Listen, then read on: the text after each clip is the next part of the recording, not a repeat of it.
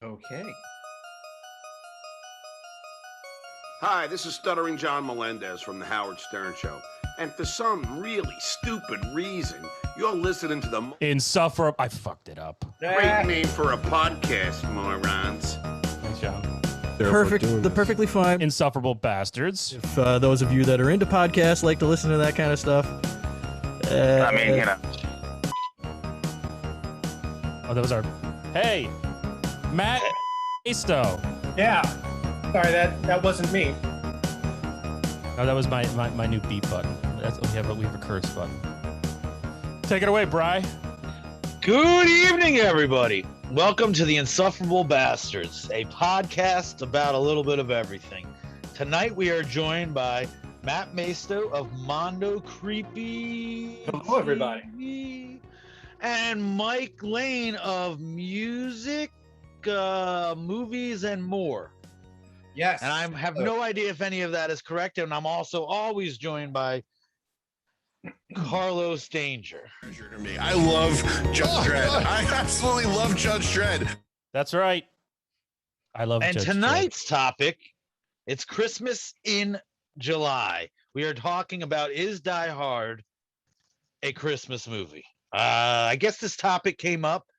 I believe Carlos and his family were watching Die Hard, and you just posted a little comment on, hey, this movie, Die Hard's not a Christmas movie. And I guess a barrage of responses, people asking to unfriend you, people arguing to block with you. me.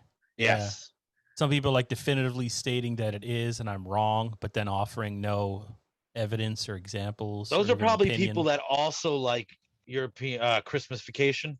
Right. So, you know. And Halloween 3. Yeah. There's nothing wrong with Halloween 3. I'm not a Halloween fan. 3 is a perfectly good movie. A Yeah. Halloween movie. Yeah. But yeah, I introduced my son the other day. He's 10, and I was like, we've watched The Road Warrior, we watched Predator. He was kind of like bored by. And I was like, really?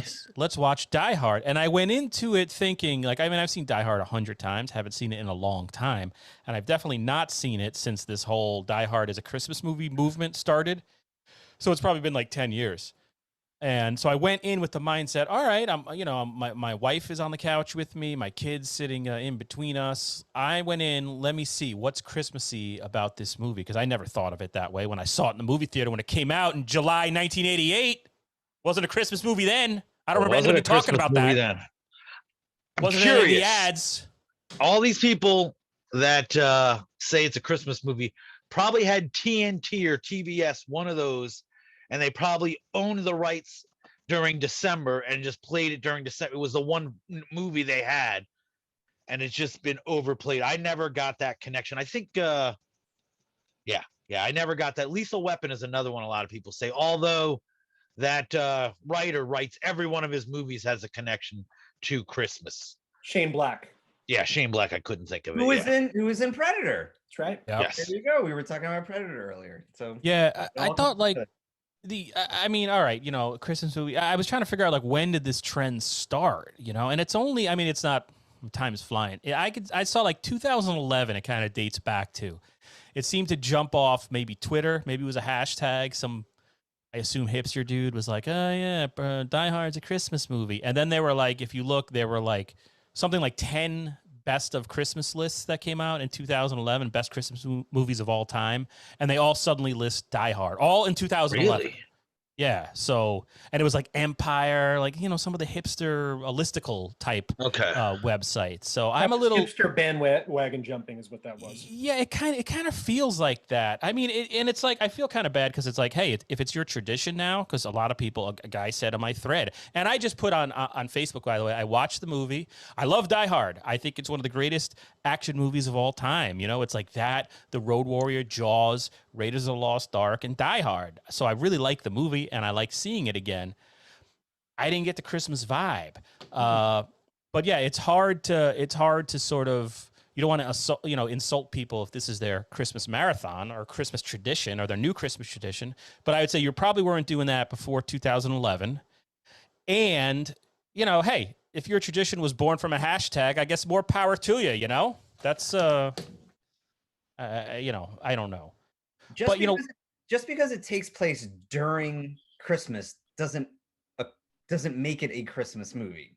Because there's nothing that mentions Christmas in the movie. It's like saying Jaws is a 4th of July movie. What's that? It's like saying Jaws is a 4th of July movie. That's a great analogy. That's Yeah, an there- excellent analogy. Yeah. There's been this movement the last decade to sort of, I don't know, it's almost like there's always a month of something, or it's the week of whatever to raise awareness for whatever. And it's like that's seeped into our movie culture with people. There's always, you got to watch a certain movie at a certain time, and it's going to be a group experience. And we all got to have to Twitter about it and use the same hashtag.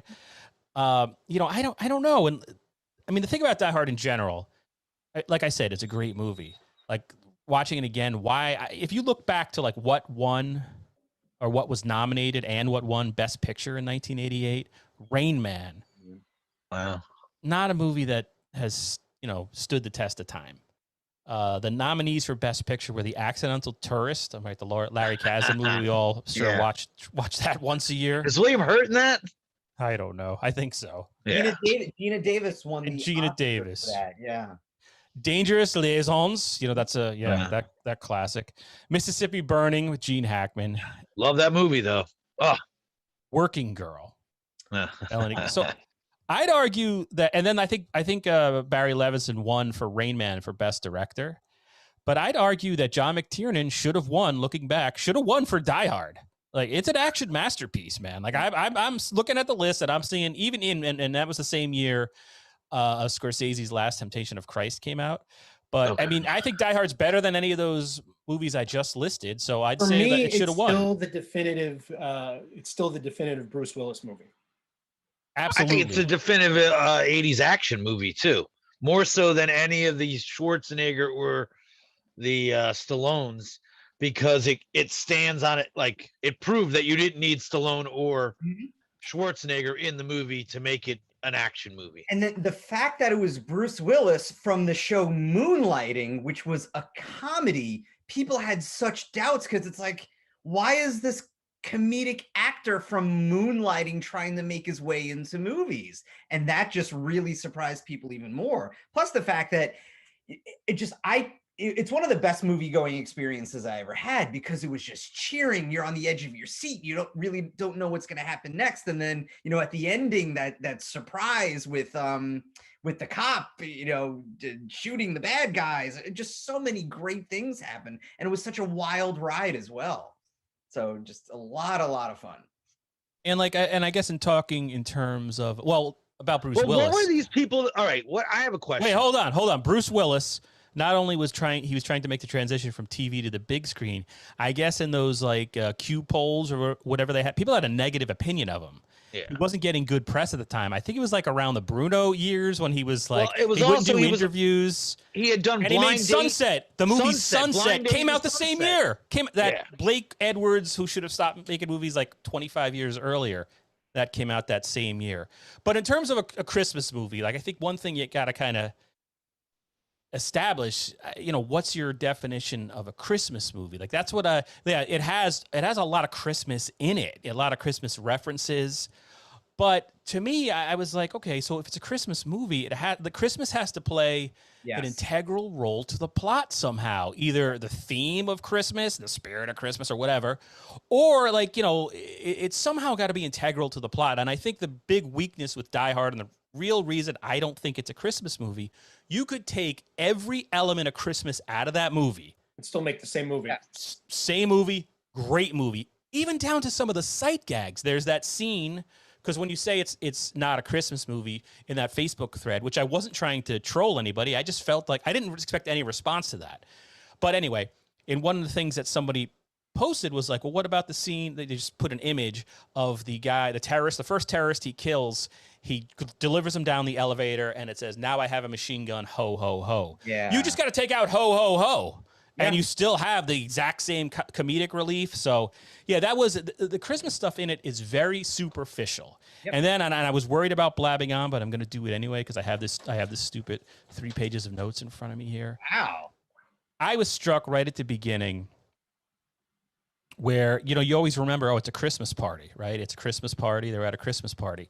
The first line from the boss Takagi. Was that his name? Am I saying that right? I might not be. But anyway, the big sort of VP of whatever he was, he says, "Ladies and gentlemen, I congratulate each and every one of you for making this one of the greatest days in the history of the Nakatomi Corporation." That party is there to celebrate a giant deal they had just done. Even in the script, it says, "Oh, there's Christmas. It's decorated for Christmas," but it's not. It doesn't say Christmas party in the script. It doesn't even describe it exactly as a Christmas party. And the first thing the guy does is talk about how it's been this great day and they made $1 billion. Couple of scenes later, Holly, Bruce Willis's wife, McClane's wife, gets a gift, right? And you're like, "Oh, it's Christmas." No, she got a Rolex for her part in the deal. So that was, this whole thing, "Oh, it's a Christmas."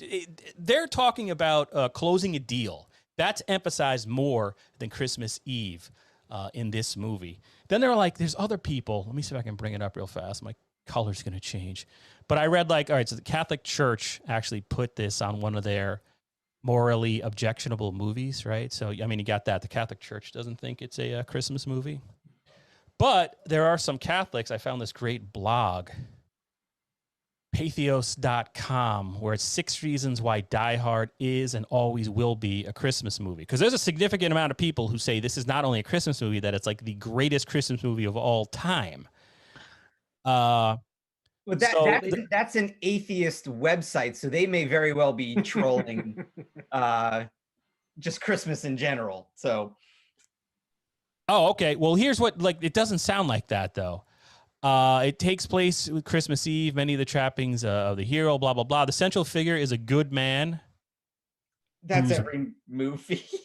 Yeah, whose wife's blah blah blah. But I would argue right at the beginning there. My point is, if this is a Christmas movie, we're introduced to John McClane and he's on the airplane and he has a little banter with the guy sitting next to him. And immediately he gives googly eyes to a stewardess. I don't know if within the first 5 minutes of the movie, he's randomly flirting. We know he's there, and he's not in California to rush home for Christmas Eve dinner. He doesn't say "Oh, I'm here for the holidays. Oh, I just got in, blah, blah, blah." It's not like Planes, Trains, Automobile where he's got this mission. Christmas isn't involved at all. He's there because he wouldn't move to California because he wanted to remain a cop in New York, and his wife's a very successful businesswoman, and she moved away for this great job. You got to get your pension in. You got to put in your time to get the pension. Right, no, his exact words is because he's some kind of super cop. You know what I mean? Right even there, and he's such a good man. Then in the airport, he oogles some girl's butt right away. Oh, Bruce Willis is going to do what Bruce Willis is going to do. Maybe those were improvised. Then we're introduced to what's his name, Argyle, or whatever the heck the limo driver's name is. Argyle proposes to get him some women. Later in the movie, Argyle's trying to get a booty call. Christmas Eve. Who does? Christmas Eve. That's like the one night you gotta go hang out with the family. The snow. What'd you say? No, I said Argyle was probably also going to bring the snow. Oh, that's right. But you know what I mean? But none of that says Christmas to me. Hitting on random people in the airport, deciding whether or not to solicit a prostitute. That doesn't sound like Christmas to me. So if you're not gonna your Christmas. What'd you say? Well, not your kind of Christmas. You know what? But traditional in movie sense. Yeah. Yeah. There's no claymation reindeer. This is the movie you put on every year. This is your Elf, or this is your It's a Christmas Story. That's just the beginning. If you take Christmas out of A Christmas Story, you're not gonna have a movie. Exactly. Yeah. For me, it's very simple. A Christmas movie is about Christmas. Right. Period. You look at A Christmas Story, which is about the build up to the big day being Christmas and this kid and what he wants, his big gift, the shotgun, that's all he's dreaming about for waking up Christmas morning and getting that. There's, even at the end of Die Hard, there's nothing about the power of Christmas. No one's coming together to open up gifts. No one's saying, sorry, we missed, Christmas Eve, but we got all Christmas Day to celebrate Christmas. There's none of that. His catchphrase isn't "Ho ho, mother effers." You know what I mean? Yeah. Right. It's brought up as a plot point, but I think, in my opinion, the only reason it's in the movie at all is just so they can have an excuse as to why the skyscraper is so empty. But even that is dropped away because you see from basically the floor above where the Christmas party or celebration of a big deal party is happening. It's all under construction. So you don't even need it from that perspective. Because I don't know. Christmas is sort of brought up at the beginning, but it just doesn't come back at all. Also, none of the cops complain about getting overtime or demanding overtime on Christmas. There's nothing. The newsroom at one point, they go into the newsroom is like 100% packed. They're not talking about Christmas. They're not talking about, I want to get home to the wife and kids because it's Christmas Eve. I got to wrap presents. None of it comes up. It's all superficial. Somebody pointed out they play Run DMC's Christmas in Hollis, but that's played for comedic effect, and it's kind of cringy. It's like, oh yeah, the one black guy there's two black guys in the movie, but the black young guy is playing a rap music. It's and that like was safe rap back then. You know what I mean? That was like acceptable for a Hollywood movie. It's a little cringy. It's not not that doesn't make it a Christmas movie. There's also a random, of course, Latina maid. There's no well, damn it's California. snow. LA. But still, like they could all be like, oh, at the end of the movie, the snow would start coming down. They do that in tons of Hollywood movies. Well, they don't even mention the big Christmas parade that happens in LA every year. There's nothing. Well, that's what's also kind of weird about the whole movie that I know. I mean, there's nothing exists outside that skyscraper in this movie. You know what I mean? Like there's whole surrounding area seems dead, which I guess you could argue, well, that's because it's Christmas Eve. But yeah, I just think the whole Christmas thing is so superficial. Yeah. The other thing I noticed, I never noticed this watching Die Hard before, but I was struck by how much it sort of makes fun or parodies, or it's a little dark comedy about like corporatism and the whole Wall Street culture and the time it came out, that was the height of the whole greed is good thing. The big and 80s. The 80s, right? Yeah. The big 80s. And I would like this makes fun of it better than I think American Psycho did, because American Psycho was so obvious, but this is really subtle. I mean, it's who's the guy, Hans, Booby, that guy, trying to just Harry Ellis. His character name is that guy should have got a best supporting actor. That guy was awesome. He embodies like the bad capitalism, the in it for himself. Sorry, Mark. Mike, I interrupted. It's okay. No, you got it. But yeah, exactly. And Hans himself is a businessman. He's dressed like a businessman. Half his crew, I mean, it's such a weird mix-up of cultures and everything in that whole crew of robbers. But a lot of them look like they're just some type of, they're white-collar criminals, essentially. Yeah. And then it's very interesting because Hans brings up, and it's alluded to a few times, that this company itself was up to no good in whatever dealings they had. Because it's not surprising that sort of this environmentalist or leftist or radical group that they pretend to be for about 5 minutes of the movie with like a big wink would show up at the talk. What's it called? Nakatomi. Yeah, because they allude to like it's so. And in terms of the whole Christmas thing, like I researched, okay, well, what do the makers of the film say about this? And it's a little split, and I think a lot of them are joking. Like one of the co-screenwriters says, yeah, it's definitely a Christmas film. We've got Bruce Willis walking on glass. That's our Christ. It's as Christmas as White Christmas. And then Willis, I guess, like what all he has said, it's a Bruce Willis movie. He's obviously joking. I don't know. He's not. And like, there's even like, you can go find like somebody did like statistical, how much is Christmas mentioned in the movie, the marketing. It was definitely not marketed as a Christmas movie at all. Like it was action movie. They marketed July. They marketed the building more than they did Bruce Willis when it first came out. And then there's a great interview with Crazy John McTiernan that maybe I'll link to when this comes out. He went on like a lengthy discussion of it. It looked like he's out on a ranch or somewhere where he's got like a house on a lake, and he sat a cell phone down that's kind of angled up at him, and he's not looking at the camera. He's off like this. And should have got that Pelicano guy to film him. Huh? You should have got that Pelicano guy to film him. I know they were buddies. That's a whole other thing. But he goes on like this 12-minute dissertation that starts off talking about paintings and how in a story everything matters, and you put the words a certain way. Long story short, because he's like short, he's like batshit crazy.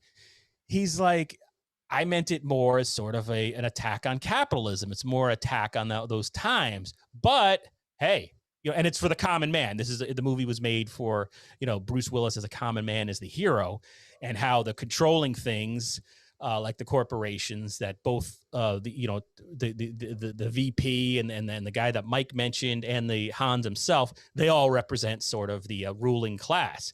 But he's accepted the fact that it's become accepted as a Christmas movie. Like he's okay with that. So that was very interesting for him. And yeah, what Brian's talking about, he ended up going to jail. Freaking John McTiernan. Yeah, because he got arrested was for he lying to the spying on FBI. people? With the Anthony Pelicano thing. We're right? paying Yeah, for information. So McTiernan directed the Rollerball remake, just a god awful movie. And I guess he was in a feud with the studio over what direction to make that movie. And so allegedly he hired that guy, that private eye to the stars, Pelicano, Anthony, whatever his name is, to do some surveillance, I guess, on one of the producers of Rollerball. So the guy's that's like his whole career fell apart, and to the point where he had to liquidate his assets because he fought the lawsuit he fought the arrest for so long. He had a plea deal, then took it back, and then ended up going to jail longer than he would have. So it's sort of his career took like a really bizarre turn. But I mean, even he's kind of on the fence about whether it is a Christmas movie. I mean, just looking at my notes here, I said like it's an anti-corporism that shows up as much as the Christmas elements. Looking back at that era of film, it was pretty clear in 1988 what was a Christmas movie and what was not. It was that's what I don't get. It was totally like, I mean, I understand if this is marketed later on as a Christmas movie to sell, because I think you could buy the buildings a Christmas. I mean, it's a Christmas ornament, and it's a this, it's a that. But I mean, before then you couldn't. Back then you could not. Yeah, it was a farthest thing. There was no kitschy Die Hard Christmas merchandise. There was nothing like there that you do. There was no. He didn't even walk in with packages. You know what I mean? A Christmas movie. Right. Someone has to have a Christmas gift. Yeah, that's what I'm saying. At the end of the movie, there's like you talk about thing where they're carrying a bunch of gifts, and he's got one stuffed animal, but you don't even know who he's giving that to. It looks like he was giving it to. But you could bring that home from a date, because you haven't seen your wife or your kid in months.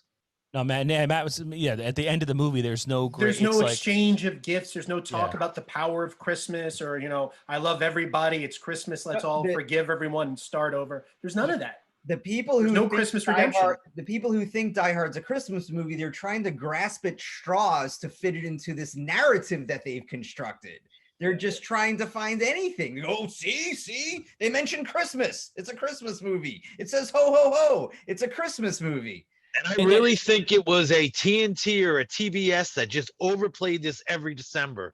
Right. And they like forced it into our lexicon as a Christmas movie. And just two things, like I think, and I swear to God, like if TNT or TBS put on like Insatiable with Marilyn Chambers, hardcore like 1972 pornography every Christmas. Like 79. I stand corrected. The second one was much better. No way. Insatiable 2 was much better. If they just shoved that down our throats on Christmas on cable instead of A Christmas Story, we'd all say, it's Insatiable's a great Christmas movie.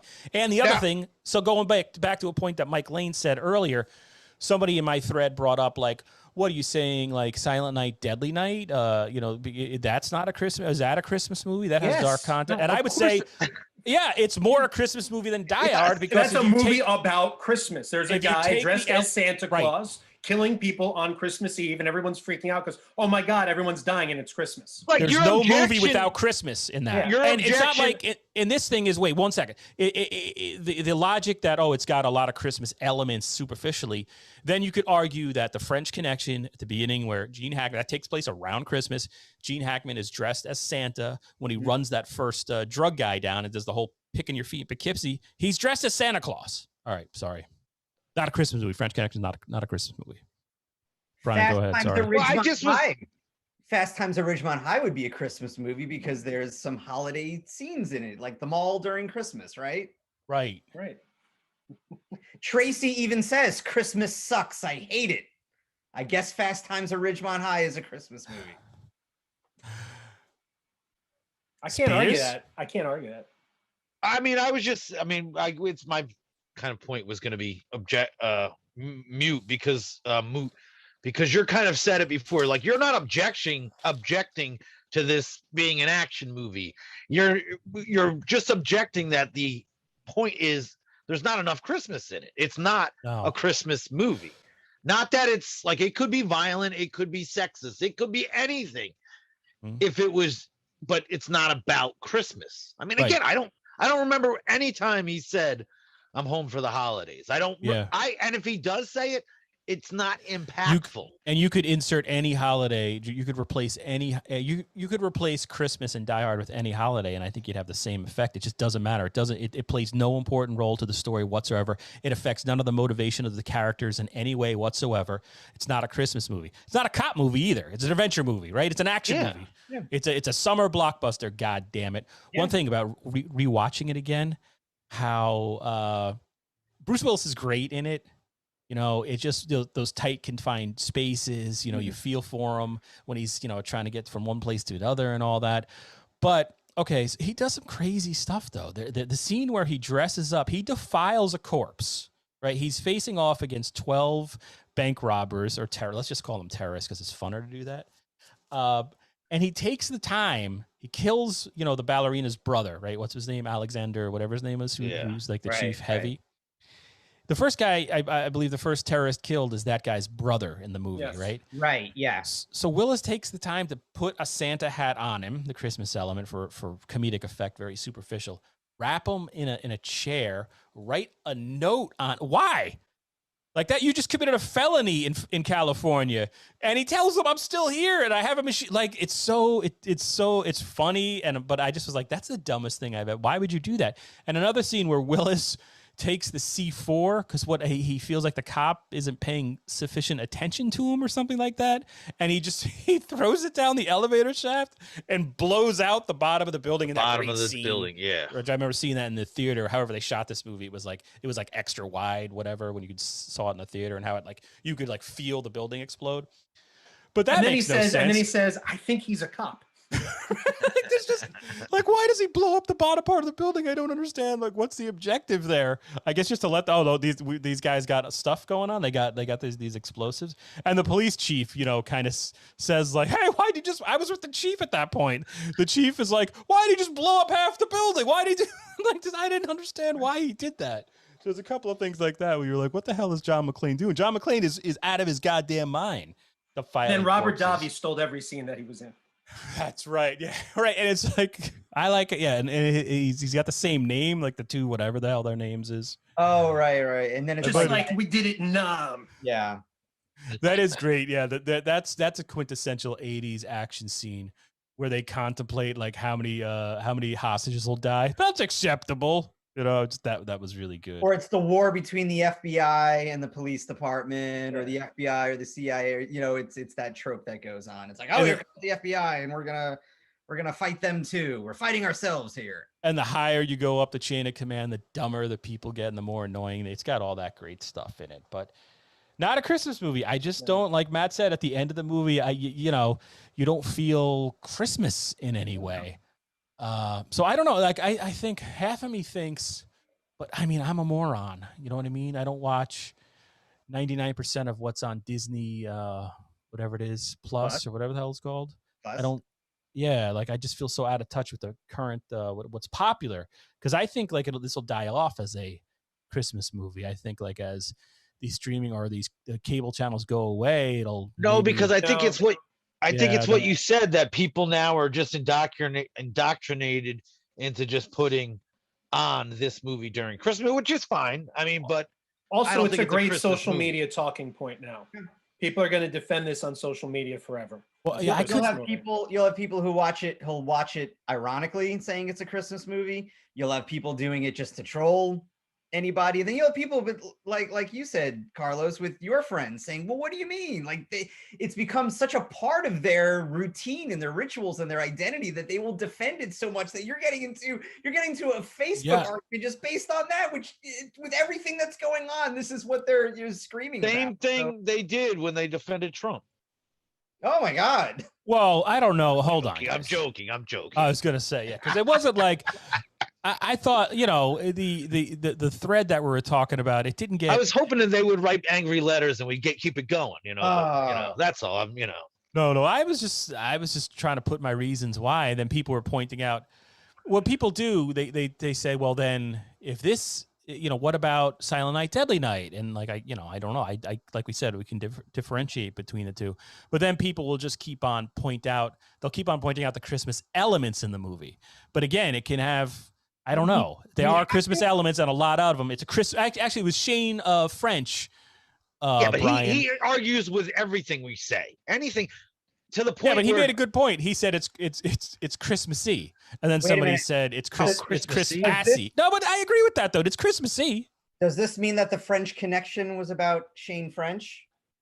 See? Oh yeah, there you go. They do have They the did? same Yeah. Shane Tila French. Oh, I believe his name is. yeah. No, I But, think we make that up. I think we add the love. I know. No, we did. For years, I thought that was his actual. I thought he had the coolest name ever, and it's not. No, But it's establishing, and this was a great point raised earlier. What does it mean for it to be a Christmas movie? And if people cannot agree on the definition of a Christmas movie, you're just going to have an argument forever. You're going to have an argument about what it means to be a Christmas movie before Yeah. even getting to Die Hard. So you have to at least agree on what a Christmas movie means. I'm which is also probably the point of surprised extension. in this woke environment now that we can even celebrate Christmas like where everyone can agree that it's a Christmas movie. I mean, I'm offended because it's not it's not. It's a holiday movie. I'm gonna call this. Now when this goes on Twitter, I'm gonna say, yeah, Die Hard is not a holiday movie. Yes. Just to see if anybody gets that. I am all for that. I'm all for that. But anyway, anybody else got anything else on? Yeah, Die I Hard? do, because I know Shane listens to us Sweating. all the time. So I have a question for I don't him. know if he does. No, he does, because he said every time we post something, he always disagrees with us on our. So does Facebook Sir page. John, formerly of he's the Pint of Comics radio. I mentioned show. it to you guys this morning. I am 10 minutes into Nick Cage versus Willy Wonka and the Willy Wonderland or WandaVision. I'm 10 minutes in. It is the worst piece of crap I've ever seen in the 10 minutes that I've seen. It I looks need like a to know- sci-fi film.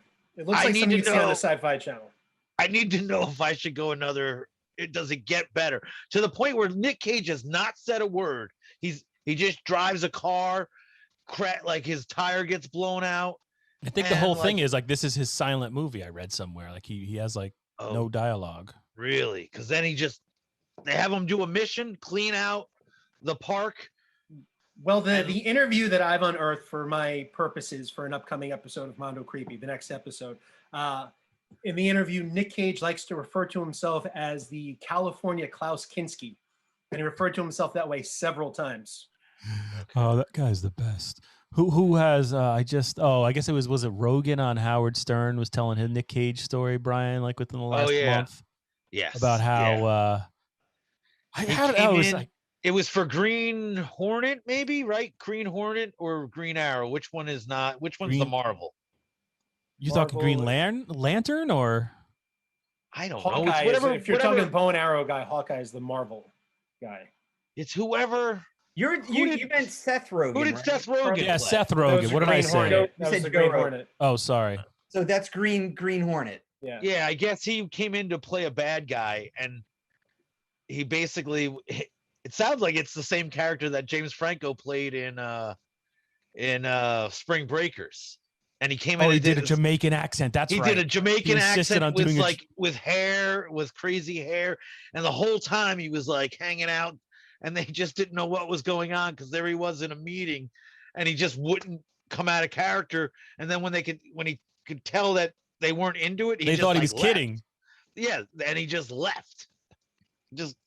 And It's a then when good- I so guess he- he saw it years later, he was really mad at Seth Rogen because he said, "Oh, you told James Franco about that because James Franco did a similar thing." Oh. There is a great it just came out, the Nick Cage. Well, by the time this comes out, it'll be a week or two old. But I guess Pig? he's doing press for Pig and it's getting good Yeah. reviews.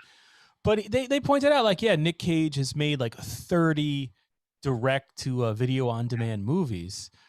but he's kind of like, I'm digging it, you know? And I thought like, well, it's kind of great because I mean, I don't know anything about finance and movies, but I mean, if you have a script or whatever and you're shopping around or you have a movie you want to make, it's got to make it easier to get those independent dollars if Nicolas Cage is attached. Oh, right? God, He's like, Yeah. Yeah. so like what a like impact he's having. I mean, every once in a while, Mandy is good. That movie Dog Joe Eat Dog. that was great. So he's That's doing it. Mom he's and doing Dad good. is another one that people seem to like. Yeah, I haven't seen that, but I've read that that's good too. So I think more power to him. I'd rather see Nick Cage do, and he's doing a lot better than like Travolta. You know what I mean? He's I being personally Nick think he's Cage. doing some of the most interesting work of his career right Right, now. yeah, that's what I'm saying. Like I'm really fascinated by this part of his career. He's not I will just say doing this. Ghost Dog 8 or whatever the hell it was, Ghost Rider. I wish he wasn't. I don't know. My only problem is this: the cheaper movies he does, there's less attention to hair and makeup and looks, and like he needs. Sometimes his beards are a little too dark, or his hairline's a little too. Like it can be distracting. Even in Mandy, it was a little like Yeah, and that's Yeah. a low budget. So I don't know. Do they Well, I just bet like, you all right, he's put- making all those choices Yeah, I himself, bet- where he's Can't already touch him. like conceptualized the character and he's walked in already doing his I full blown agree method with- thing, saying, "This is it. This is what I'm bringing to the table. 100%. You I can't agree with touch that. it." But at a higher budget, like instead of just putting, all right, this black hair dye has to last 30 days, instead of putting all of it in so it lasts 30 days, like at least he has a team of like the bigger the budget, he seems to always look a little bit better and get away with doing his weird things. Because again, this Willy Wonka movie that he's in, holy crap, man. It is like he must have got a ruler out and did his jawline, like for his beard. And it is like just for men, just done today. Like it's a little distracting. I'm all You can for smell the it. crazy stuff because he did that movie, Joe. great Come movie. on, It man. was Like, good. yeah, like, Yeah. and he Quiet didn't- Nick Cage. yeah, and like, so I hope he does do. He still says that his favorite movie that he's ever done is Vampire's Kiss, And that's not. which I think Kinda my- speaks volumes about him. I think that tells you everything. It you looked need to like know he had a about Nick lot of Cage. fun. It looked like he had a lot of fun doing that movie. It's gotta be Raising Arizona. I just That's my I favorite, hope yeah. I wish I could have seen him as Superman. I wish that movie would have been made. I would have been interested in his choices as Superman. He's such a big Superman fan too. So that would have been cool. That was Stern recently shared on YouTube his, I guess, an older interview he did with Tim Burton. Tim Burton, And yeah. it's really good. Yeah, Tim Burton actually comes off really well, talking about how he was so excited to do that, but the studio just had like they were just all about whatever like Happy Meal they were gonna. Yeah.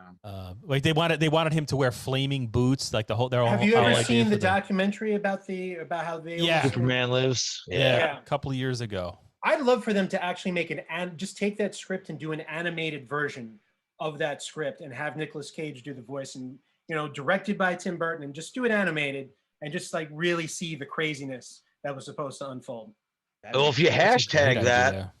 Yeah, hashtag it, Burton makes Superman, or with Nick Cage, whatever word Burton you're gonna use. animated cut. Yeah. Will that do it? Yeah. Put that on Burton- Mondo Creepy, man. Burton Release the Burton cut. Cage. Release Yeah. The Burton Release the Burton cartoon. Hey Matt, when's the next Mondo Creepy coming out?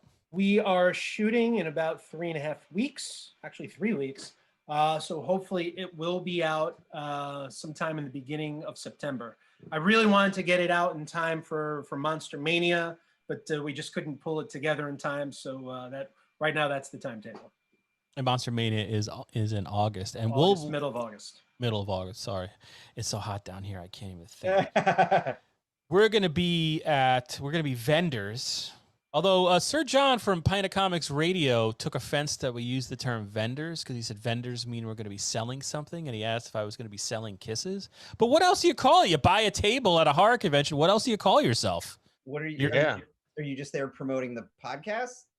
We do like live Yeah. podcasts. Oh. Yeah, we record the I mean, podcast. we We're interview always on like other. Radio Row. They have 3 other Oh. podcasts, and we're like right God there. damn, Mike, would it kill you to listen to the podcast once in a while? We have like 19 shows from the last. What do you Wait, think I got this why- crap for? I'm For just my saying, shitty basement? I know you're getting. I thought maybe Brian was selling some of his stuff at the table too, like the skulls and all that. That's on the down low. That's okay. Halloween will be coming up. we don't have our Well, Connecticut paperwork.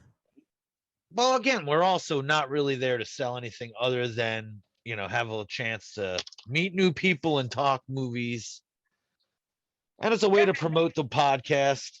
I mean, but that's the other thing. What do you want to say? If we don't say we're vendors, what are we, promoters? I don't know what to say. We'll be appearing at. And That's that sounds kinda, even douchey. Your valued customers. we're ve- You're paying to make an appearance. We're guests that aren't famous enough to be considered Because guests. if you go there as media, why should you pay? You're media. They should let you in for free. those days are over. The blogs ruin that. Because now, like, it used to be, you could go to you get a press pass to go to one of those conventions. Yeah. And you kind of still can, maybe, but everybody with a podcast starts harassing the guests. It's like, Everybody's a what's the- social media influencer. Yeah, so what's even the point anymore? And they specifically ask, and I totally get it. Like, you can't go up to whoever, Kane Hodder, and start.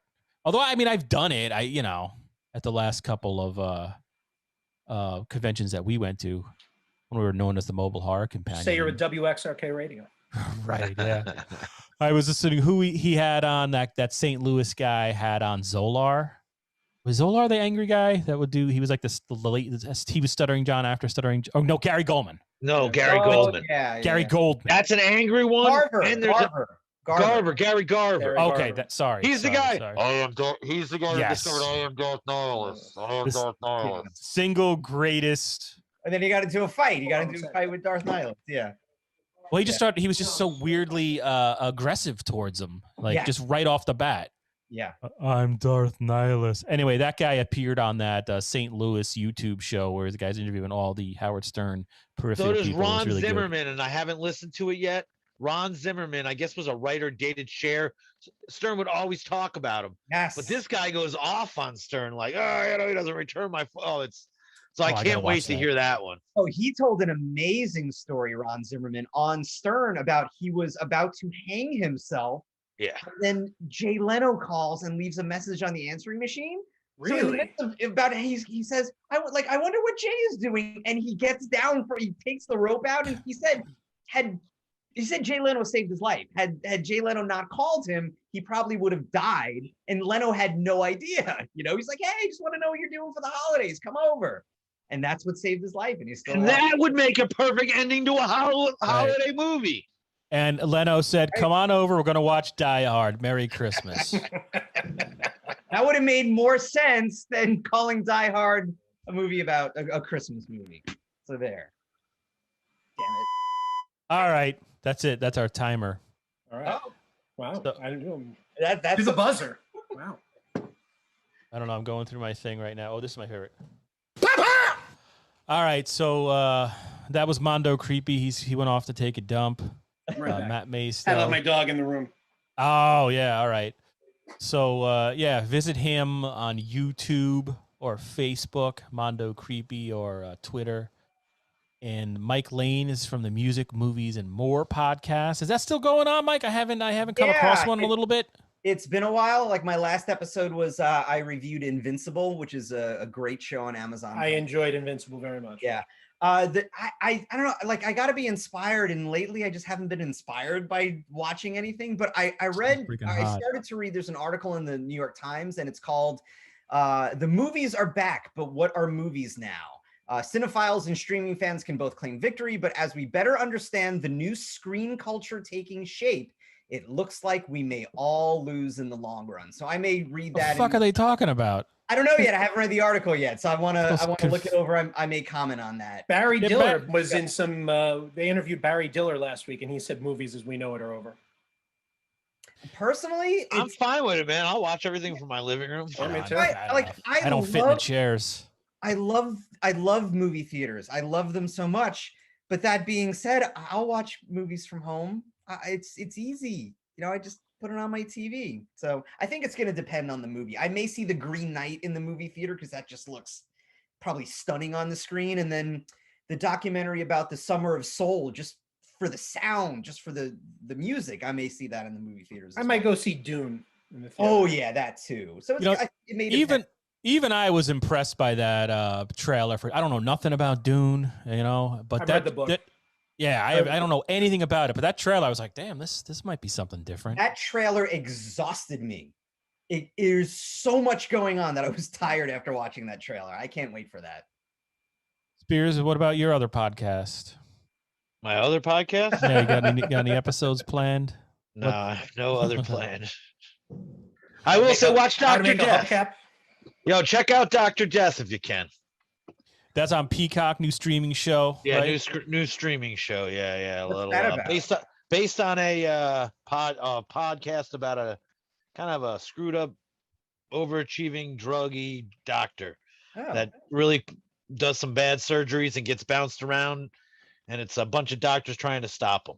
Oh, okay. That kind of sounds like House, but I guess minus not being a. No, it's not for. Yeah, this is like it's a guy that really severely hurts people, and Whoa. he's not just on a couple pain pills because he has a bad back. Yeah. He's doing lines in the back room. And it's before starring surgery. who's the Joshua who- Jackson, Alec Baldwin, Christian Slater, Kelsey Grammer. Wow. Yeah, Good cast. it's a pretty good. So going good. back to Die Hard, it's kind of the polar opposite of what it was in 1988. 1988 was, oh my God, you're a TV actor, you got to do movies, and now it just seems the opposite. It's all these heavy hitter movie stars are now doing TV. So Hell yeah. Because where the character driven stories are. and it's just longer, so you have time for the character to develop. Sure. And Spears, you worked on that. That's right. You just I Full helped disclosure. distribute some of the effects. Yeah. Nice. of the botched surgeries and stuff like that. Yeah. We did a bunch of Nice. surgeries. One Gross. of Josh Torrey and his crew, and then What's the we name of his did- company? Designs to Deceive. Designs to Deceive. Okay, cool. So yeah, we got to do all that, and I think I watched because I'm cheap. I only watched the first 3 episodes because it came with my Hulu or whatever. And why is that so funny? I know, just because of the way they get you. You know what I mean? They'll Yeah, put on a I'm great sorry, show I can't. and they'll give you 3 episodes. I know I've subscribed to every stream. I'm Apple TV. I watch Ted Lasso. That's supposed to be amazing, but I'm Watch not. the I'm a Servant, let me soccer know. fan, and I haven't watched Ted Lasso. I'm It's not good. for It's another not season. amazing. Watch not The amazing, Servant. That's another one I worked on. What's it called? The Servant on Apple TV. Apple TV. You know what though? I'll say this about M. Night Apple TV. Shyamalan. They're trying to be HBO. They're trying to be old school HBO prestige stuff. Yeah. So I just can't anymore. There's too many. I do it by accident. We mentioned this that's why I was laughing, because I'm subscribed to so much stuff that I'm just like, oh, I'll do the trial. Oh, they already have my credit card stuff, and then I look at I'm like, oh my God. Yeah, I I'm may be afraid forced to to do Peacock next month because they have the Premier League. I don't want to do it, but I may have no choice. I'm just upset because that show Dr. Death, which while it's very good, and I know a little bit more, so I know what's coming. It started getting good, really good, right, and then it's like, oh, now you got to pay for it. They And know, I'm like, man. what the hell? Like they deliberately, the first 2 episodes are good. That 3rd episode, it sinks you in more, and and you're like, oh, and I think there's only 8 episodes in this, and I'm like, I can't afford all this Yeah, stuff. the free trial's up. Now you got to cough up. Yeah, man. Ideally, I wish it was a la carte, or wait for the DVD. That'll never be that way. Yeah, It'll Yeah. never be. Yeah, No, YouTube TV. I saved money for 5 months, and now my cable bill, my YouTube TV shit is more than cable was when I canceled. It's gonna have to get to a breaking point sometime. Yeah, I have AT&T TV instead of cable, but when you also add in HBO Now and Netflix and Amazon Prime, it's just as much as cable. It's the same thing. Yeah, It's the I'm same definitely paying more. It's embarrassing. And now the Top Chef is over. There's nothing else to watch on the regular TV, because YouTube TV is basic cable. I'm paying $70 for just your basic, and then all the add-ons, or like Matt just mentioned. I haven't finished the shows I want to watch that are on my list. I just don't have the time to do it because there's so many shows. All right, let's end this one. Damn it! Before I pass out. All right, So, guys. Yeah. Anyway, Hi, guys. that was everybody. Who's everybody? And my name is Carlos Danger, and I don't know where the outro music is because I lost it on this stupid thing. Oh, here it is. See you next time. Later. Peace. What are you still doing here, old man?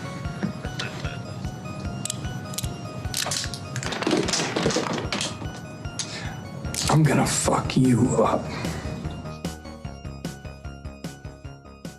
Bob Odenkirk. Nobody. Oh, it's from Nobody.